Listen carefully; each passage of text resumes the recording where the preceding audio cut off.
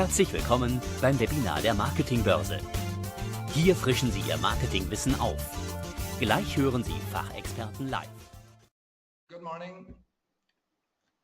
I welcome you all to this webinar series in preparation of the DialogSummit, the European Conference of Email and Data-Driven Marketing, which is taking place in Frankfurt on May 2nd and May 3rd. And today we have with us Kath Pay, the email specialist from UK. Kath Pay, she is working in email marketing and digital marketing since 17 years, an old veteran. In 2001, Kath co-founded Ismail, one of the pioneers of the email marketing industry in Australia, which later on went to UK also. And today she is one of the world's top 50 email marketing influencers worldwide, and in UK the leading email marketer. Kath, hi. Hi, and thank you so much for having me today. But Torsten, Torsten, be careful with the old. Okay, I'm very glad to have you with us, and we will talk about, of course, about your favorite subject, optimizing conversions with persuasion. But first of all, I'd like to start with very general questions. Kath, what do you think are the three most important topics which we have right now in email marketing? Okay, well, I have to lead the first one with personalization. Personalization, it's on everyone's, sort of mind. It's within everyone's strategy now as well. It really is just a case of to what extent everyone actually applies it. And the reason, of course, why persuasion is so key is because it's actually what's delivering the results. Essentially, consumers now are expecting that level of persuasion. Personalization. Because what we're talking about is for years and years, there have been some really big brands such as Amazon, and they've been doing a great job, and they've been really conditioning our subscribers and our readers and our customers as to what actually can be accomplished. So I definitely have to be putting that up there as being probably number one. Okay, but let me just interrupt you. Personalization, we always hear personalization. What I get, most of the emails which I get are newsletters, and the personalization is my name in the email and nothing else. So between Amazon, which is it's a huge company with huge possibilities of personalization, and a normal company, what's the in-between? Okay, so we're not all going to get up to that Amazon status, are we? That's a problem. What most of the companies have, that they don't have this kind of big data analysis and the possibilities of recommendation engines, all this stuff. Absolutely, but personalization is way more than just having hi Torsten in the first sort of line of the email. That's for sure. Personalization there's many ways of doing it, and in fact I was actually asked a question the other day about this, and they say which would you sort of prioritize, segmentation or personalization? And my answer to that is personalization, because part of personalization is segmentation. Dynamic content is also another way of being personalized, personalizing your emails. Leveraging touch points, those real-time touch points. So as they're actually actioning things, they're downloading white papers, they're adding things to basket and abandoning and everything. That's also personalization. What personalization is essentially us letting the recipients know that we know a little bit about them, and that there is that and we have to be leading with that in a very customer service way, right? There's no point in us just saying to them, hey, listen, we know this about you, whoop whoop, what we need to do is, okay, we know this about you, and therefore we are wanting to help you because of that, and we're suggesting these products, or we're recognizing you. People love to be recognized. even if it is by a brand. So there's so many facets to personalization. It is more than just, you know. Okay, so I just got you right, that personalization means that you simply understand me as a customer. So it could mean that I send the same email to 1 million people, but I understand them. That's the main thing of personalization. How, did I get anything wrong? Well, yes, as long as all those 1 million people are doing very, very similar things. So if you've got one huge segment who are, you know, maybe you can be personalizing based upon a persona. So if that 1 million, you know, database are all of the same persona, then yes, that can be called personalization, because you're personalizing it to that persona as opposed to another persona who have got different needs and pains and challenges and wants. Yeah. So that's the main thing, to understand the needs and the pains of a person, and this is the focus of personalized emails. Yes. Great, fantastic, I love that. But what is, because you just said segmentation and personalization, what is now the difference between segmentation and the concept where you define personas? Okay, well, I mean, personas actually come under segmentation. It's this like hierarchy of personalization. Underneath segmentation, you can be segmenting based upon persona. Same as you can be segmenting based upon, you know, a location. Same as you can be segmenting, you know, based upon purchases made or something like that.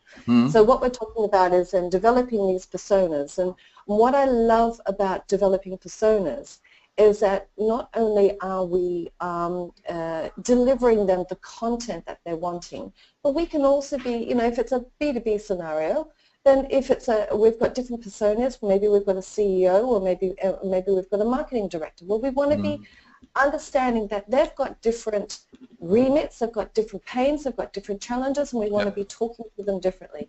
We might be, you know, a little bit more formal when we're talking to the CEO. We might be a little bit more casual when we're speaking to the marketing director. And then by the same token, if it's a B2C scenario, we can understand that we've got, you know, maybe 3 main types of buyers. And then they've all got their own needs and challenges as well. And so, and it might be based upon age, it might be based upon, you know, that their actual needs as well, you know, do they only buy shoes? So what we want to do is understand that, and again, tone of voice, the items and the products that we're selling to them, understanding what, in England we've got a, well, I like to use this phrase, you know, what tickles their fancy as such, you know, what resonates with them. And we will see that with those personas, they'll all have something that's more meaningful to them than other personas. So as long as we're addressing those needs. Yeah, it sounds a little bit like some companies, they say, okay, we have 3 newsletters. We have one newsletter which goes only to the CEO, and then we have a marketing newsletter and so on. So isn't it a kind of similar concept where you say, okay, we have different lists, and this list goes to that group, and this list goes to that group, and so I can concentrate on that group and understand that group, see what they click and what they don't click, so I see a little bit what they like and what they dislike. Isn't it a little bit like that? Yeah, absolutely. And, you know, and you've hit the nail on the head there as far as, you know, it isn't just about us pushing out those emails, but it's then about us also going through and examining the responses and finding out a little bit more about them so that we can continually be optimizing and sending them, you know, items and products and services and everything that meets their needs and addresses where they're at and their challenges. Absolutely. Okay. And okay, now we have something which I really love, that concept of understanding the audience and having this persona concept. But on the other hand, all the techie guys, they tell us, no, it's not enough. We need more hyper-personalization. We need different items within an email to be personalized. What do you think about all these ideas? Well, again, you know, there's so many different ways of achieving it. There's so we talked about personas, but there's also something called personalities. And personalities are different to personas, and personalities They originated back in the time of the Hippocratic, the Hippocratic Oath, I think, the Hippocratic, the Greek philosopher. And so basically what he identified was these 4 different, what he called humors. And so they're innate to us, and we tend to, resonate with different ones, and different things are meaningful to us. So there's the 4 main personalities, and 2 of those personalities don't scroll, 2 will scroll, 2 are emotionally, so that they make their decisions emotionally based, other ones are more analytical in their approach. So we can be also identifying that too. And the bottom line is that all of this comes down to, with understanding that, okay, let me say this. I'm actually quite well known now for actually saying this phrase, let's bring marketing back into email marketing, because I do believe that over the years email marketing has been so technology driven, so it's an amazing channel, but we tend to let the technology lead us, and we've actually got to do the basic things of marketing. And these personalities, these personas, understand in the customer-centric copy, getting that personalization right. These are the foundations and the fundamental parts of marketing. And so we're actually, and that persuasion that I'm going to be talking about at the Dialogue Summit. All of these are the fundamental areas of marketing, and I really believe that needs to be brought back into email marketing. And we actually do, leverage the wonderful channel that email is with the technology. I mean, we have some of the best technology out there. So, get all of that happening, leverage it, make the most of it, but also don't forget about the basic marketing principles too. Great. Those people we want to understand, those are people who get not only 3 emails per day, but 30 emails per day. So how do we convince them to be interested in our email? Because it's going to be difficult if a lot of companies compete for this attention in the inbox. It's going to be difficult to get conversion for our company. Absolutely, and that's where the marketing principles step in, and that's where persuasion comes, and that's where we start, instead of saying our sale is on today, 24 hours only. What we're going to do is we're going to turn that from being feature-led, from being brand-centric, right? We're going to turn that into being customer-centric, and we're going to say, you've got 24 hours to grab yourself a bargain, and we're going to be, turning it around. So what we're doing is we're not making them work hard, because, if they're there, they've got a very cluttered inbox. Everyone's telling them the same thing. Everyone's got a sale on. Everyone's got, this and that happening and everything. How do we stand out? Okay, well, we do the hard work for them, and we turn that feature into a benefit. So they don't have to stop and think and say, well, what does that mean to me? They can actually sort of grab it straight away and go, oh, okay, fantastic. And that's going to help to stand out in the inbox. There's a whole heap of little tactics that we can be using. We can be using all of those, they're called cognitive biases. And those cognitive biases actually are basically shortcuts that we humans have made to helping us making a decision. So we can start to use those cognitive biases, and we can to help them to sort of get their attention. We can be using, the techniques of persuasion, such as the social proof and the loss aversion and the commitment and consistency principle and reciprocity and all of those ones, because they actually are quite, they resonate with us as well.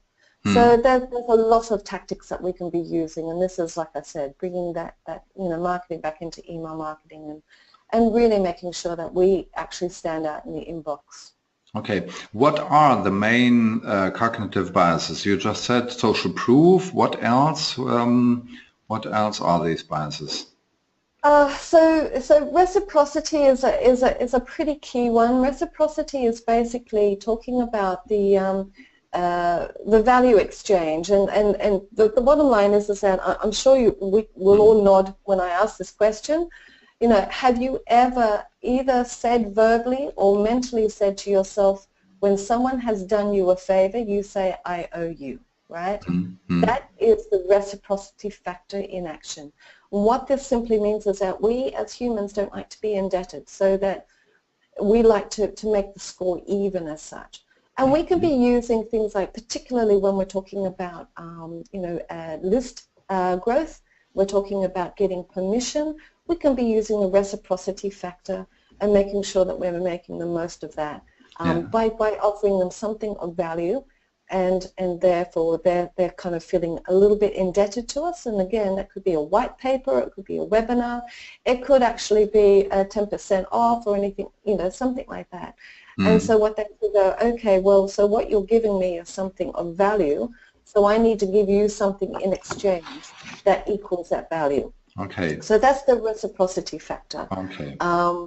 You brought up social proof, or I mentioned that earlier as well. Social proof is the wisdom of the crowd as such. We like to be where everyone else is. It's safe, it's it's secure type thing, it's not risky. So that social proof can go a long way as well. Okay. Back to the reciprocity and the value exchange.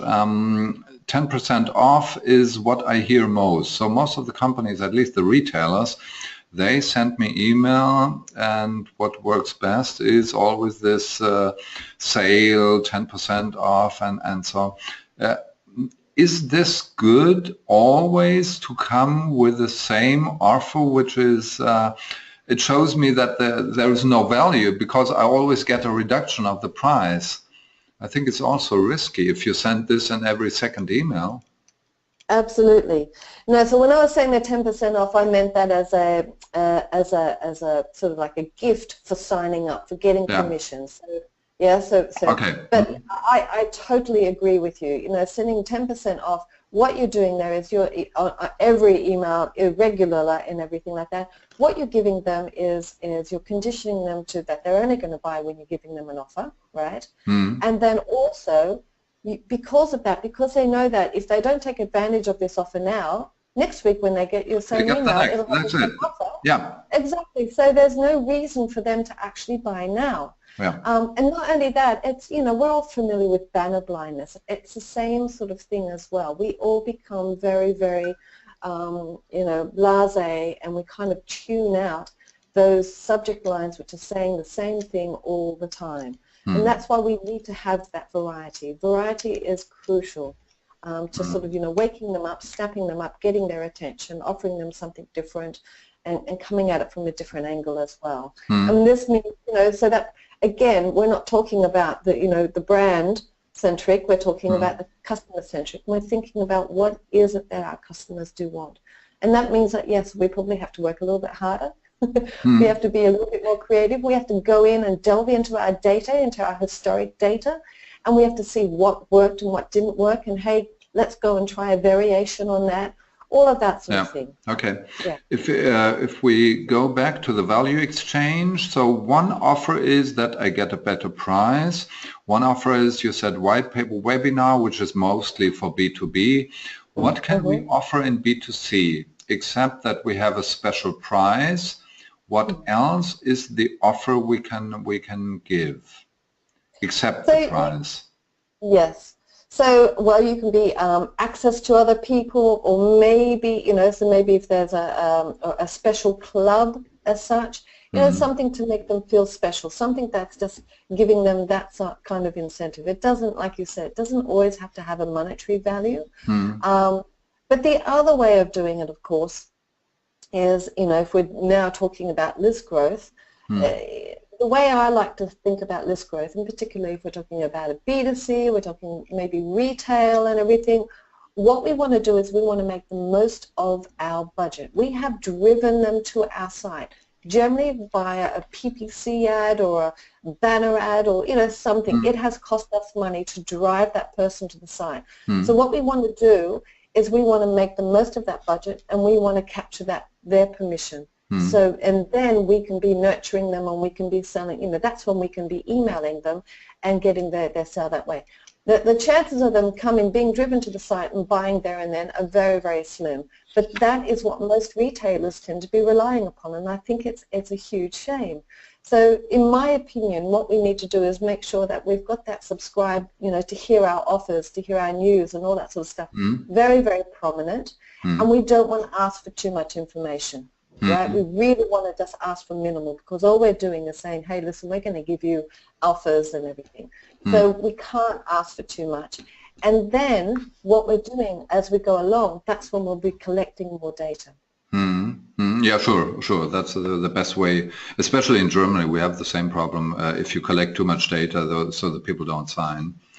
But yes. Back to the conversion. Let's take it for granted that so conversion to get to our main topic, conversion, means for you, of course, that we use conversion to get more list growth and to collect less data in the beginning, but collect the data later on. Did I get you right? Yes, when we're talking about list growth, absolutely. So there's micro conversions, and then there's your ultimate conversions. Your ultimate conversion in that case would be to get them to purchase. Your micro conversion is getting them to sign up to the website. Sign up to the newsletter.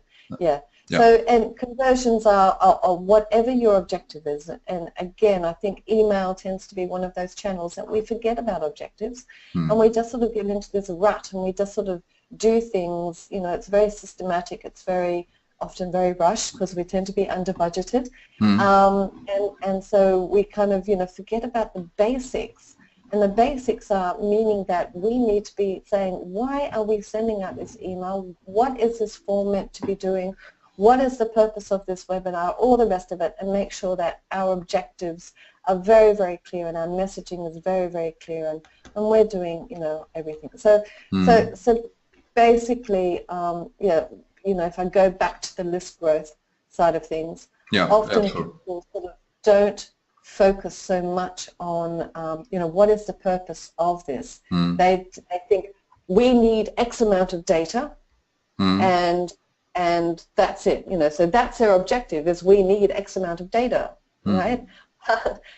But the bottom line is that you can collect that X amount of data later on, and probably you and we both know that the data that is the informed data that is provided by the actual recipient isn't always as good quality as the actual action data, the behavioral data, the data that we're collecting about what they're looking at, what they're consuming, what they're buying, and all that sort of stuff. That's the real data that we want to be. And this data we can directly measure, and this is also one of the things with the conversion optimization. I think we just talked about the motivation of somebody to convert, to react on an email, and the first thing is, of course, the subject line.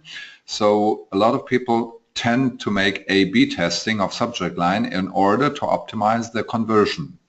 Okay? Absolutely. Yep. What do you think about doing these A/B testing short term, because we just talked about the problem that 10% off converts better than, for example, something like having a special club and be special. So a general subject line will convert less good than a subject line which has 10% off. So isn't it critical also on the short term to always do this A/B testing of subject lines with respect to conversion? Absolutely, but I also, we're now talking about, I could be talking for 2 hours on this subject alone. I'll try and condense it, but essentially, when we're testing subject lines, we don't want to just be testing for the short term. We want to be testing for the longitudinal wins as well, and those longitudinal wins are actually finding out what does motivate them, what does work with them, and we can then implement those findings. So not only with the test, we're finding out which version wins, A or B, but we've gone through, and it's a strategic test. It's not an ad hoc one that we've just sort of go, oh, we'll test this subject line, we'll test this subject line. We're testing based upon a hypothesis, and that hypothesis is saying, I'd like to find out if our audience likes percentage off deals, or would they prefer exclusive deals, right? And then we can start to create our strategy based upon that. And if we delve a little bit deeper, we might find that one segment, you know, maybe our first-time buyers actually like the percentage off deals because they're not really familiar with us yet. And they want to dip their toe in the water, but they don't want to invest too much. And so therefore it's kind of like, okay, you know, maybe that's the best thing to do. However, our long-term regular clients who know us, who are really happy with our products and love our service and everything like that, they want to be felt, you know, they want to feel special. Yeah. And so therefore they're actually going to relate better to the exclusive deals. Yeah. So those subject line testing, we can go beyond just the which one wins, A or B, but we can start to really, you know, strategize and work out what is going to give us more insights into our customers. And those insights, of course, can be used now that we found out, say we found out, actually, do you know what? Our audience prefers exclusive offers. Great. We're going to be putting that on the website. We're going to be putting that in our PPC ads because we're going to be attracting the type of audience that we want. Now, again, you might end up finding out that if you're an e-commerce site, you might have 80% of purchases are one-time purchases. And then you go look at the other 20% of your database and you go, these guys are bringing in the money. What resonates with them? And you want to find out more about them so that you can be then, you know, applying that to all of your acquisition, you know, campaigns. Yeah. So yeah, there's like I said, that's sort of a very condensed version of what I could talk about for hours. Okay, no, it's great. It's fantastic because I think it's a very important thing, the strategic testing instead of only this A/B testing, so this simple A/B testing. It's a very important thing. Back to the quick wins. What do you think about videos, for example, to attract videos or animated GIFs to have some movement, some in the email? Is it good for conversion? Absolutely. Yeah, no, it is. But as long as you are staying focused on your objective. So don't put it in just for the sake of putting it in, right? Because certainly when we're talking an animated GIF is moving and our eyes are naturally going to be drawn to it. So if it's sort of placed somewhere that's not actually supporting your objective, that's not possibly supporting the call to action, that's not the primary objective of that email, then you're going to be doing yourself a disservice. Okay. Because you're directing their attention away from what you want them to do, right? Yep. So as long as it's supporting what you want them to do and it's helping them to actually convert and do that, absolutely. I've been talking about them for years and years and years. I think they work really well. When we're talking about video is, I love video, right? We can see on Facebook and all the other social media, video is one of the most consumed, you know, there's hardly any posts that are out there that don't contain a video. So what we're talking about here is, and one of the reasons why video works so well is because there's three ways of learning, right? So people tend to be they're auditory, they learn from listening, and then you've got the visual, and those are the ones that are going to be really, really, you know, entranced in the actual visual of the video, and then you've got the kinesthetic, and the kinesthetic are the tactile ones. They're the ones that like to use their hands and action things. Okay. So with video, you've got auditory, you've got visual, and you've got the kinesthetic factor as well. Yeah. So it meets all those needs, and therefore that's why video is so popular. And then when you can combine it with a strong, robust channel such as a push channel, also such as email, the two of them are fantastic together, and you get great results. Yeah, okay, thank you very much. Last question, WhatsApp. What do you think about the WhatsApp thing? That we have a WhatsApp newsletter, or that we collect also, that we build up a list of people who opt in for a WhatsApp list? Or even to combine it with email marketing, with a database, that we have a database of very good customers where we say, okay, we want even more. We don't only want them to communicate with us by email, but also by WhatsApp. What do you think about that? Yeah, well, I mean, this is where, you know, the future of email is going. The email is not an island. Email is not standalone. Email is part of the customer journey, a very, very, very important part of the customer journey. But other parts of the customer journey may be WhatsApp, maybe SMS, maybe even direct mail. There's maybe a telephone call. So it works in conjunction with. But at the end of the day, though, there is still no channel that's coming out to replace email, that's going to kill email. It still is the backbone of the customer journey, that along with the website. So, yeah. It would stay for a long time, probably. You are in business since 17 years, so you know how many times was the email dead within these 17 years? Oh, seriously, I think for the last 10 years, everyone comes out with the whole email is dead thing, but it's. In fact, it's e-consultancy have just come out with their 10th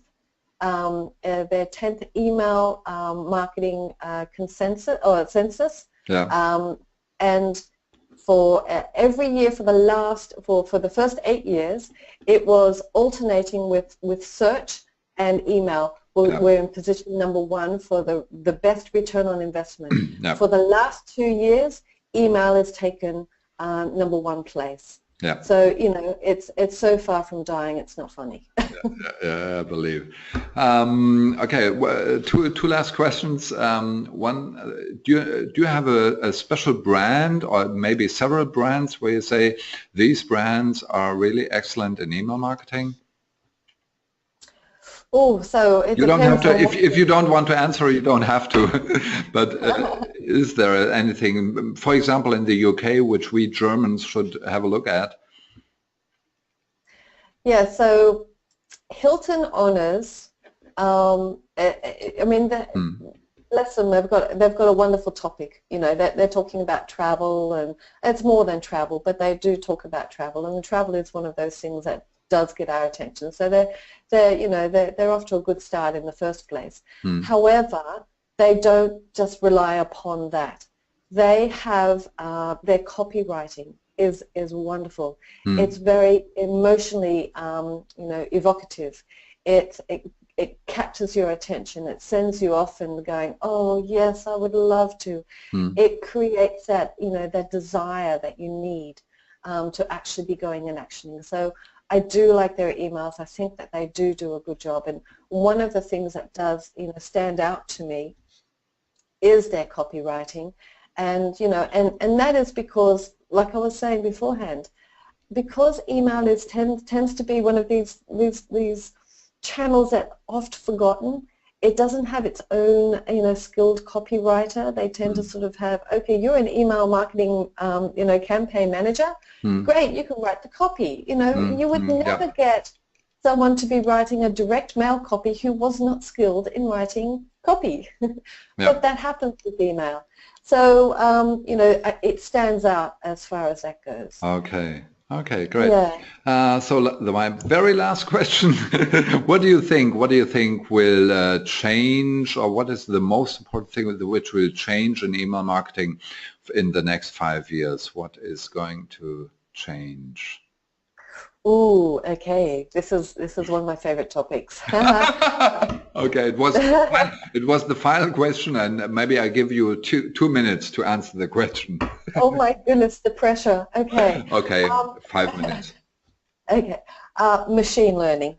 So machine learning is going to be able to give us the ability to easily create one-to-one personalized emails which are continually being optimized, and the learning just keeps going on and on and on based upon what the consumers are actually actioning and consuming and so on.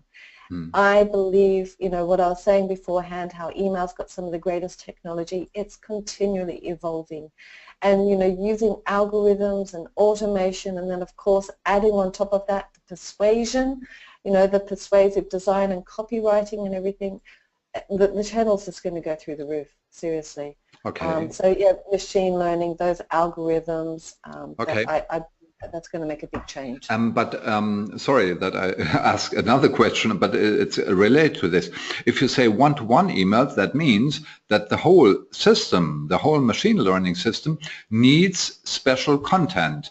So it works only if I, as a company, deliver to the system different content pieces, and in fact many different content pieces. It works for a retailer who has a lot of, he has 10,000 products, so he can choose between the products, but how does it work for a normal company which is not a retailer with 10,000 products? Okay, so normal companies normally do have, so if let's take a B2B example then. We're talking about different stages of the funnel. So we've got top of funnel, mid funnel, bottom funnel. And we can be grouping content in, and we can be tagging that on the website accordingly and everything. And so again, it's the same sort of thing, depending upon how many pieces of and what their score is, and where they are in the funnel and so on, we can be then delivering it based upon that. So again, that B2B company doesn't necessarily have the thousands of products that a retailer has, but it's generally going to have a lot of content. Okay. And we can be delivering the content that way, and we can be saying, okay, so mid-funnel we're going to be sending you this type of webinar, top of funnel we'll be sending you that type of webinar, and so on and so on. Okay, so we prepare different content types, different content products, let's put it that way. We prepare them and then they're delivered automatically. Yes. Great. Sounds very good. Yeah. Okay, Kath, that's very nice. Thank you very much for all this interesting information on all this subject, and I'm looking forward to a nice presentation on DialogSummit coming from you, and thank you very much that you have been with us. It's a pleasure, and it's really looking forward to speaking at DialogSummit. Okay. See you then. And maybe you're also with us tomorrow when we have the next webinar. We're also at 11 o'clock with Dialogs, and maybe we see you each other and the audience tomorrow at 11 o'clock. Thank you very much, Kath Pay. Thank you. Sie hörten ein Webinar der Marketing-Börse. Unter www.marketing-börse.de können Sie jede Woche live dabei sein. Für nur 14 Cent pro Minute haben Sie die Chance, mit den Experten persönlich zu sprechen. Melden Sie sich gleich zum nächsten Webinar an. www.marketing-börse.de